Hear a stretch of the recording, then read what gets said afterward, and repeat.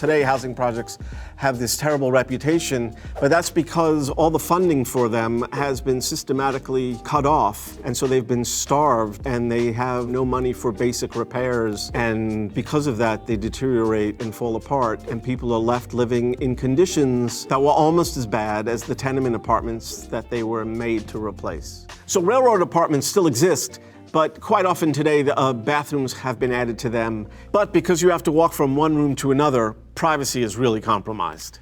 Next, the Classic Six layout. So where do you find the Classic Six? Typically, they're found on the Upper West Side or the Upper East Side of Manhattan. They're called Classic Sixes because typically there were 6 rooms. Let's look at one building called the Dartmouth at 509 Cathedral Parkway in Manhattan. We're just going to talk about this apartment here on the left. This one's actually a Classic 7, which is another typical kind of apartment. And as you can see, there's a main living room or a parlor, a separate and distinct dining room, a kitchen. Here it's 3 bedrooms and then a maid's room. And that's what makes the 7. Or you subtract one of those bedrooms and it becomes a Classic 6.